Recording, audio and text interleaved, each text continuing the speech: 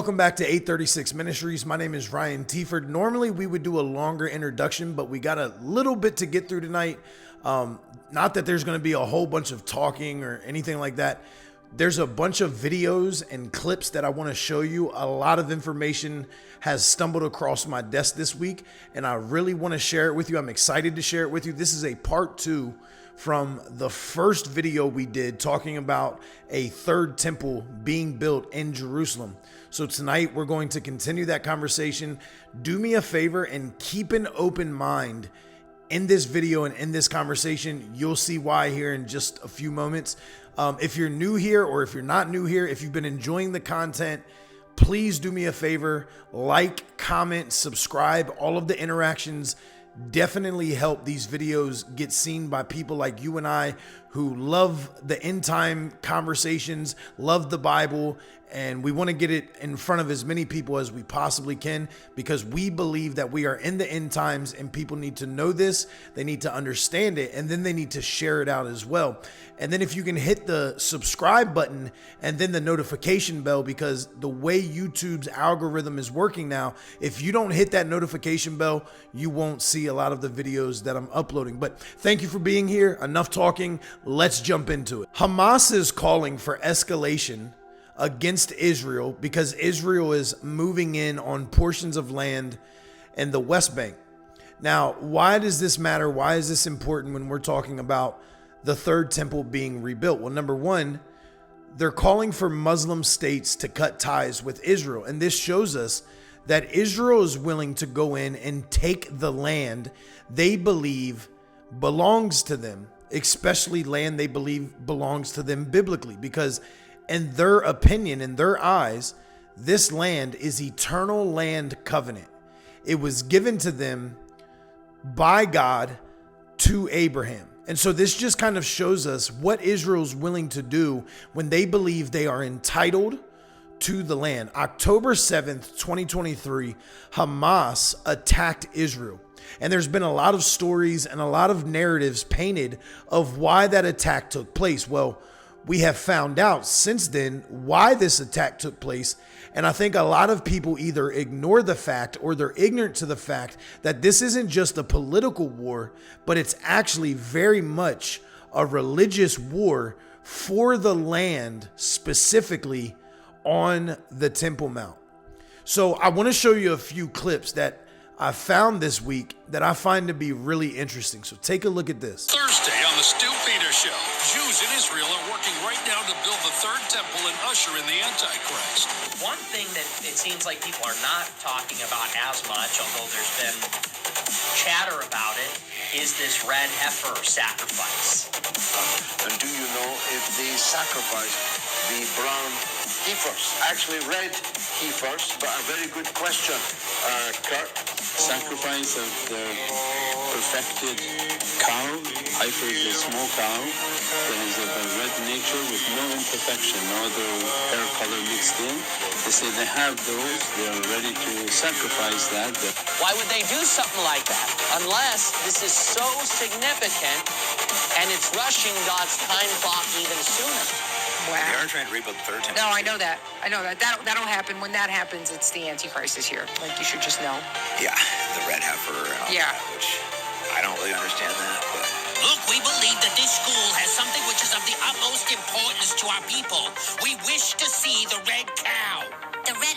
Oh, come on. You can't possibly be here for that. Simply by performing these acts, are these Jewish activists kicking a hornet's nest?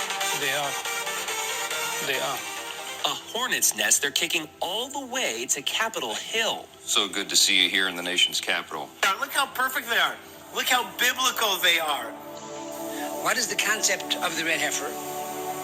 It says the Torah, if a person, a man or a woman, become impure by coming in contact with a dead body, simply by going to a funeral, being in a chapel, then the Torah says they are not allowed to enter into the holy temple. That is the meaning of tamei.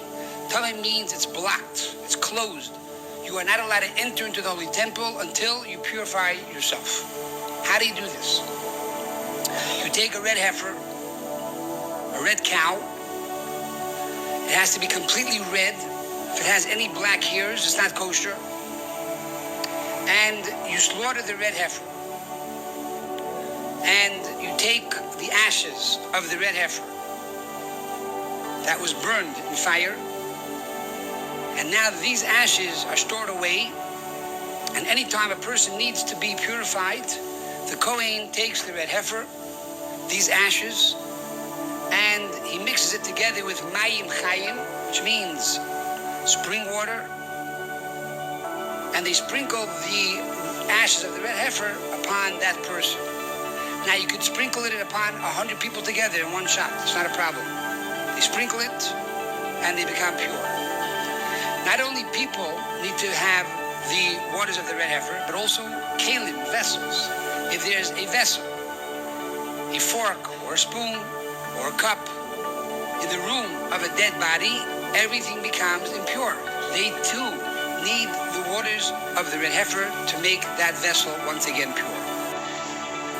In short, today we don't have the waters of the red heifer, and therefore all of us are spiritually impure, pertaining to the impurity of a dead body. When Mashiach will come, and he will build the Holy Temple speedily in our days, we will not be able to enter into the Holy Temple until we first have these waters of the red heifer sprinkled upon us. But being that the Torah is eternal, Torah is for all generations, we need to know what is the meaning of this mitzvah for our daily life. On July 1st, a practice ritual involving burning a red heifer was conducted by the Bonei Israel organization.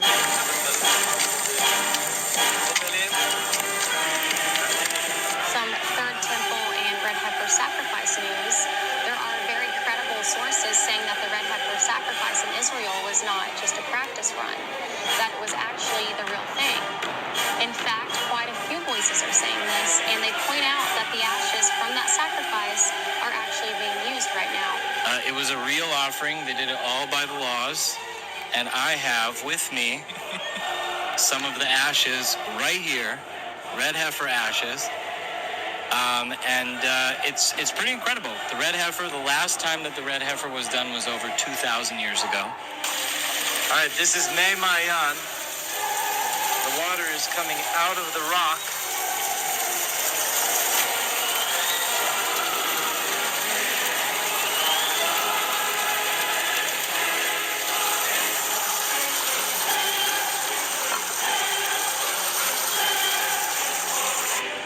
So we just left Falling Springs.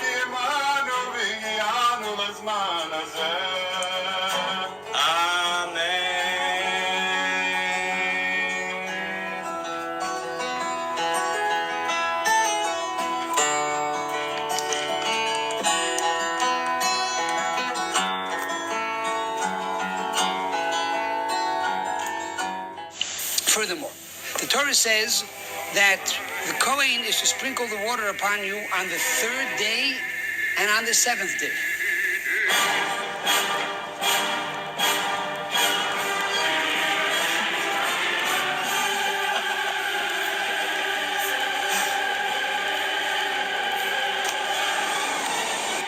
And on the seventh day.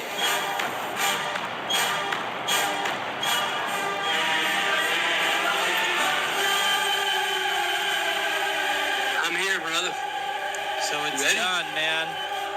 Okay. Now, my friend here, Rabbi Schachter, and I are the first two Jews to be cleansed from the impurity of death in 2,000 years, man. So the gentleman that you saw in that last clip, his name is Byron.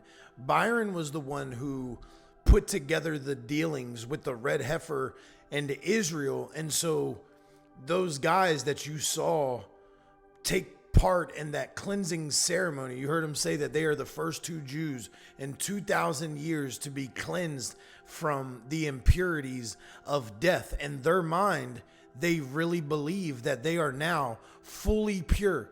That's like I was telling you in the last video, during the red heifer sacrifice that many was calling a rehearsal, there was a whole nother side to that of people who truly believe that that ceremony was the cleansing ceremony, and they have the ashes. They've been passing the ashes out. Matter of fact, look at this. At the end of that specific video, this is the message that is at the end of the video. We are currently sprinkling in Los Angeles and Buffalo. I would like to know the result of how many people who have actually participated in this purification ceremony and believe that they are now pure. That's what they believe now, that they are pure according to their Torah, according to their belief and their law. Once this takes place, if they really believe that the heifer that was sacrificed was a perfect red heifer, then they really believe that they are now impure.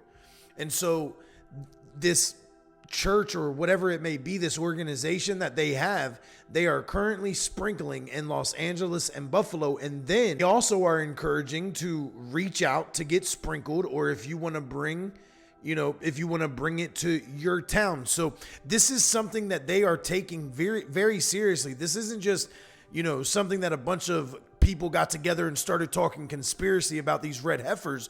This is really happening. This is taking place right now. In 2026, people are being sprinkled from the waters that have been mixed in with red heifer ash that was sacrificed on the Mount of Olives facing the Temple Mount. So to one half of Jews, it was just a rehearsal. They believe there's still a lot more of the Torah that has to be followed to make this thing official. And then to the other half, that Byron is running with, they believe this is the real deal. I really, truly, deep down in my heart, believe that the rebuilding of the third temple is something that we can clearly see in Christianity as a prophetic end time sign. And so I think it's important to talk about, and I think that we're not far off from seeing this take place. And so a rabbi has reported that this was an article. I should have put the name of the news clip at the top there, but a rabbi had reported last month that Arab presence on the Temple Mount has been dropping due to Jews conquering sight by bowing to God. So you're starting to see this decrease in Muslim presence on the Temple Mount, which is very interesting because the Dome of the Rock is on the Temple Mount, and that's for the Muslims to worship and to pray and have their services. So you're starting to see a decrease in Muslims at the Temple Mount. Before I get into what we're really going to jump into and talk about, I want to show you what I mean by when Israel's willing to go get something, they're going to go get it, especially when they believe that it's ordained to them through eternal land covenant, or if they feel like something belongs to them biblically, they're going to go get it. You're not going to stop them. And on the Israeli government, I believe he's something like the Minister of Finance or something like that. His name is Bezalel Smotrich. And back in 2017, he came up with something called his decisive plan. So Smotrich in 2017, whereby Palestinians in the West Bank would be left with three essential options. Ready? To leave, to accept Israeli domination, or to face annihilation. Those are the three options that he gave them. He said, you can either accept Israeli domination, you can leave, or you can face annihilation. And this is what we're seeing now in the West Bank. This is what we've been seeing all through the war in Gaza. And if they turn to it, this is the type of mindset and behavior you will see from the Israeli government when it comes to taking over the Al-Aqsa Mosque and the Dome of the Rock and the Temple Mount. These will be the three options. People can either leave, they can face Israeli domination, or face total annihilation. These are the options they are presenting. We know that Donald Trump put together the Board of Peace, and part of the plan for the Board of Peace really is what happens to Gaza after the war, after Hamas has backed out, after they've laid all their guns down, their weapons down, and Trump has this plan for Gaza. Well, soon we're going to be seeing several thousand Indonesian soldiers deployed to Gaza in the coming weeks as part of the U.S. coordinated peacekeeping mission. And it says there's no set date for the arrival yet, but this is going to be considered to be a part of the International Stabilization Force. And it's a part of U.S. President Donald Trump's post-war plan for the Palestinian enclave. So there's going to be more soldiers in Gaza enforcing what Israel and Donald Trump want to do with Gaza. There's a lot going on. There's Donald Trump's Board of Peace and what they're going to establish in Gaza. Jared Kushner's plan with Project Sunrise. You have Israel trying to annex the West Bank. You have red heifers being sacrificed and people using the ashes from that red heifer to be pure and ceremonial cleansed so that they can go into the temple. So what you're looking at here is another development that's taken place just this year, that there is a pathway that was not open. It was covered in debris and destruction for over 2,000 years, or around 2,000 years, I guess. But recently they just opened this pathway back up to the public, and it's called the Pilgrimage Pathway. And it goes from Siloam up to where the Temple Mount is currently. I created this picture. I'll show you a better representation of it, but they've opened this pathway to the public. And I'm going to show you that now in a video that I did earlier so that you can see this pathway.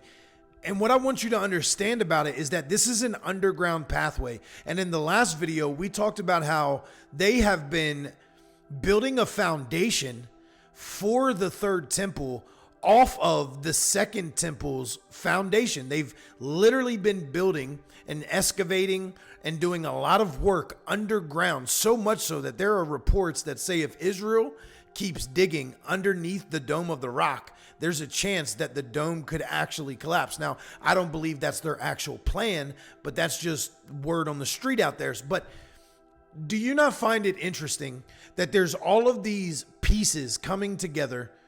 This pathway has now opened, and this pathway would be a path from the pool up to the temple, and through the whole walk, there's certain places that you have to stop and do certain ceremonies in order to actually get into the temple. But let me show you this more realistic picture so you can get a better idea. This is what that picture looks like. There's the Siloam pool, and then it would go up into the temple, and this would have been the actual path that Jesus would have walked getting to the temple. Note, calling it the pilgrimage pathway, because during certain feasts and holidays and temple services, pilgrims would come from all over into Jerusalem to go to the temple.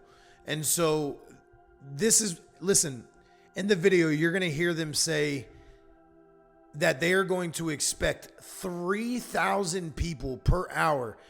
They expect people to come from all over the world, from different religions, to worship in the rebuilt temple.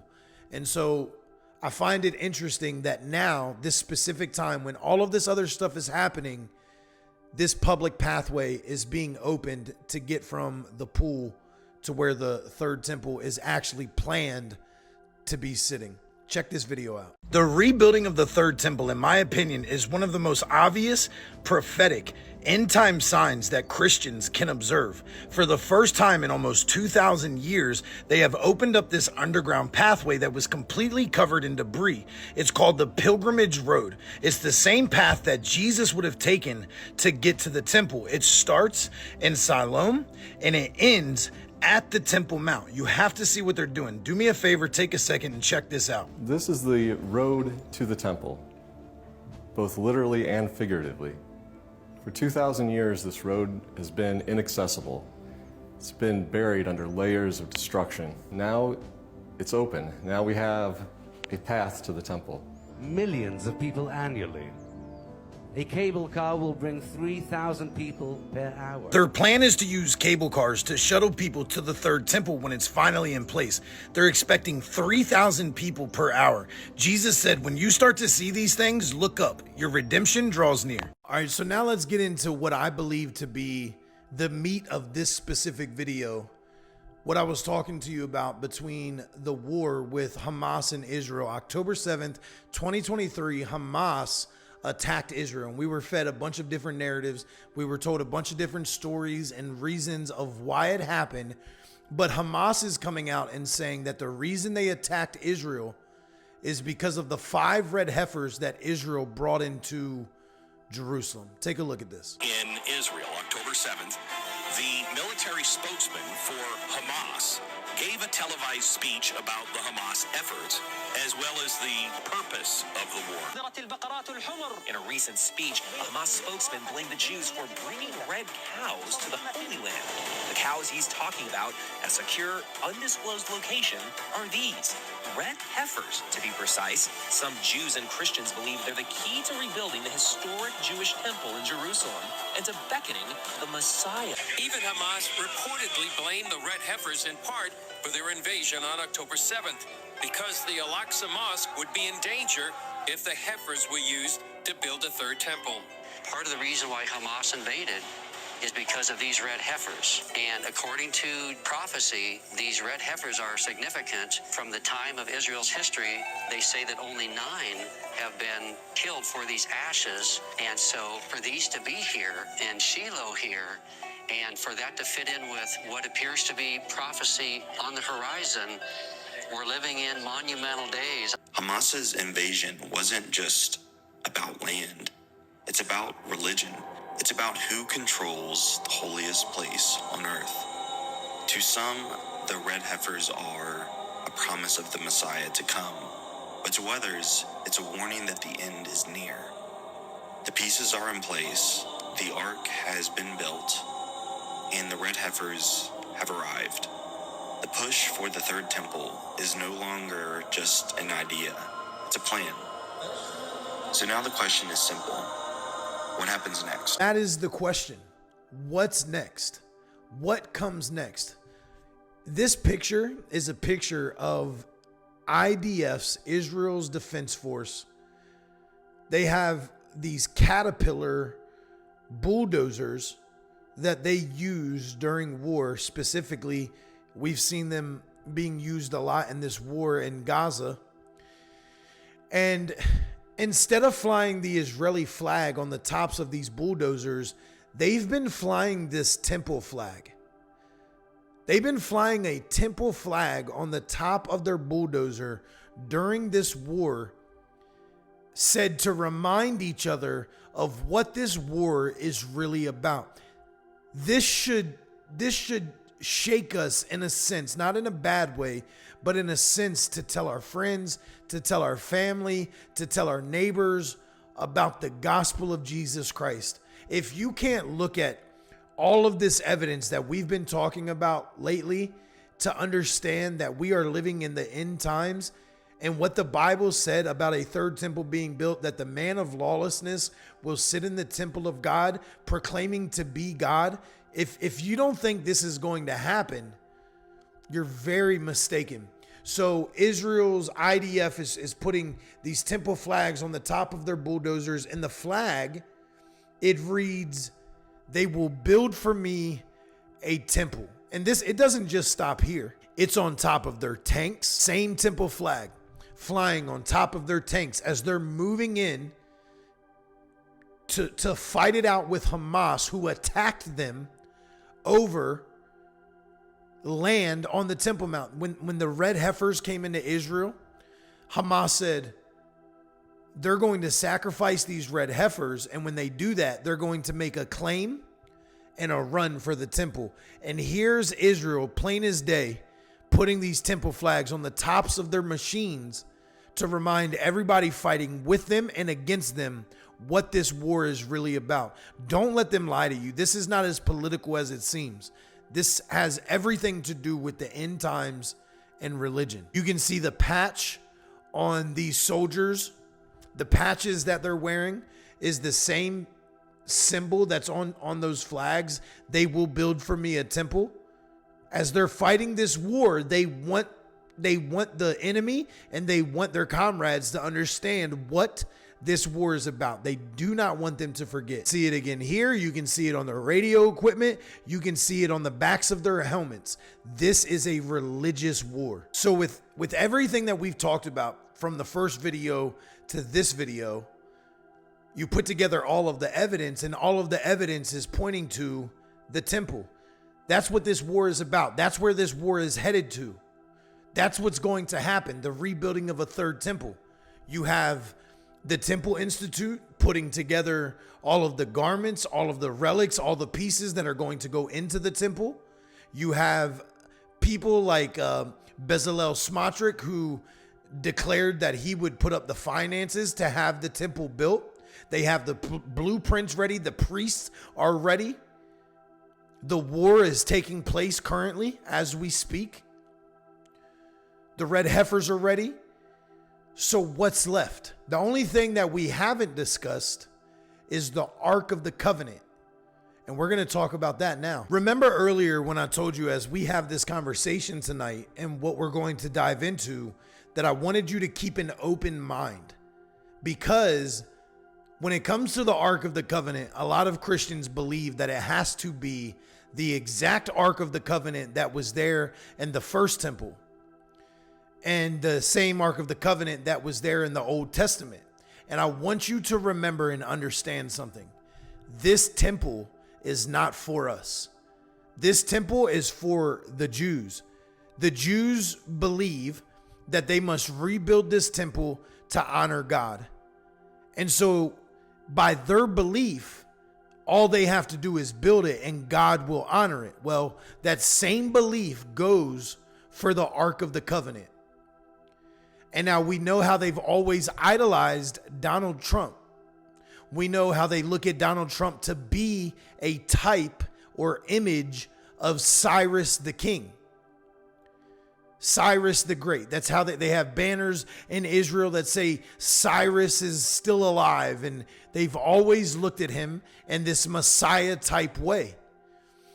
And so I'm going to show you a video, maybe two, of an idea, and I'm just throwing it out there. If the temple, if they believe what they believe about the temple, just build it and God will honor it. They also believe that about the Ark of the Covenant.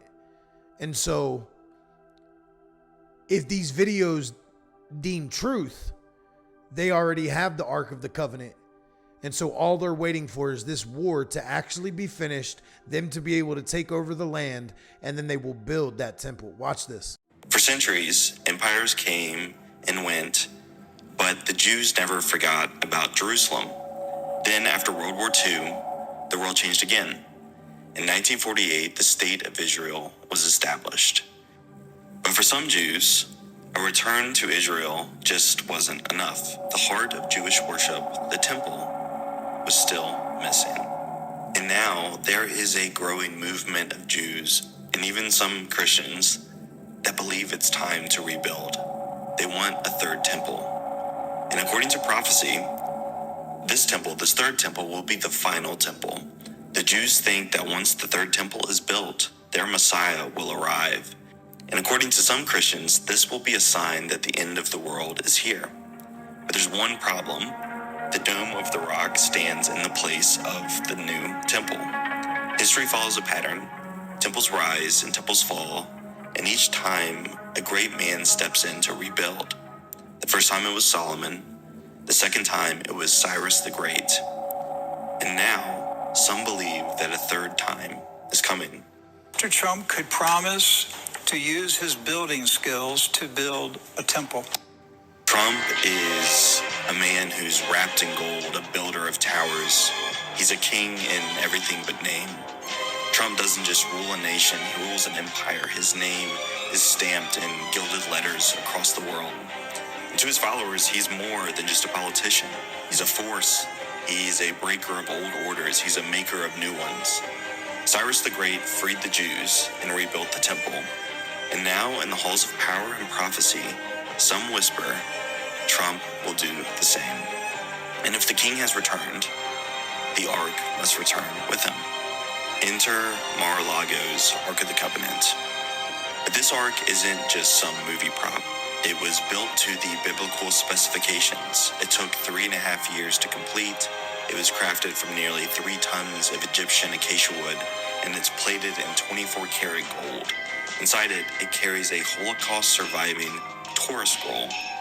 But the mystery doesn't stop there. One of the lead designers, who is completely anonymous and is only known to us as Jake, called the process of building it a deep discovery of mystery. And this new ark is covered in mysteries. They have the burning bush, and they have the parting of the Red Sea, and the revelation at Mount Sinai. These were all moments when God spoke to man directly. But this ark wasn't just built to remember the past. It is built for prophecy. For some, the belief is very simple. Build it right, and God will appear. But the ark isn't the only piece of prophecy that's actually been resurrected. I want to know what y'all think about this theory in the comments. You know, this is the ceremony that they had when they brought in the Ark of the Covenant and put it in Mar-a-Lago. But when you think about it, the temple, it's not a temple for Christian belief. Really, when you think about it, it's a temple for Satan. And so it doesn't, the Ark of the Covenant that was in the Bible necessarily doesn't matter when you're talking about the Christian belief, because we don't believe there has to be a temple at all. That we believe that the temple, we are the temple, that God resides in us. Jesus lives and abides in us. And so if the Antichrist is going to take over the temple, essentially, the Bible says, Paul says that the Antichrist will be revealed, the man of lawlessness will be revealed, and that he will stand in the temple of God proclaiming to be God, and that he will set up an image that will speak blasphemies against God day and night. Well, if that's the case, then we're not talking about the real Ark of the Covenant. We're not talking about the authentic Ark of the Covenant. So it could be a counterfeit that gets placed inside of the temple. And if it's Donald Trump's Ark of the Covenant, who's to say that they aren't willing to put that Ark of the Covenant inside of that temple? You heard what this man said. This thing is 6,000 pounds of pure 24-karat gold.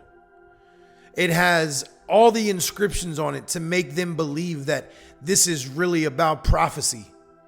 I believe that there is a deep theory connected to this Ark of the Covenant being placed inside of their rebuilt third temple, especially with how they look at Donald Trump already. It's a Messiah complex with Donald Trump and the Jews. So who's to say that this won't be put inside of the third temple? So think about it. You have the red heifers, you have the priestly garments, you have all of the different relics that the Temple Institute is providing. You have the finances, you have the blueprints, you have you have everything needed for the temple to be rebuilt. And then now recently they opened up the pathway, the pilgrimage path that leads from Siloam all the way up to the Temple Mount. And now the theory is they are going to accept this Ark of the Covenant. Let me know what you think about that in the comments. There we have it. This is part 2 of our temple update video. I don't know how many more temple videos that I'll be doing. We've covered a lot in the past 2 weeks. I definitely want to know what you guys think about this theory of the Ark of the Covenant. Listen, if that temple is for the Antichrist, because that's what it is. This is a satanic temple. They're going to build it. The Antichrist will come. He'll turn his back on the covenant that he creates with many. And then he will start to enforce false worship. And those that will not worship, it says in the Bible that those who will not worship the beast will be killed. And so I believe we are looking at the end times. I believe we're living in the end times. How far in those end times we are right now, I think it's kind of hard for anybody to figure out. And that's why I like talking about the third temple being rebuilt, because I feel like it's one of the most obvious signs as far as the prophetic go of the end times for Christians to observe, to see where we truly are. And all of these different pieces that have been coming together, from the Ark of the Covenant, possibly the red heifers, the Temple Institute, and the pieces that they have ready to go in the temple. The priests are ready. The garments are ready. Everything seems to be ready except for the actual building of the temple. So we'll see where all of this goes with Israel and Hamas, the Board of Peace, what's going on in Gaza. There's still a lot to look at and watch for. And that's all we can do. Stay faithful, stay watchful, and spread the gospel. Do me a favor. If y'all are enjoying this content, please like, comment, and share. Hit the subscribe button. Hit the notification button so that you can be notified when I do upload. And I will see you on the next one. God bless.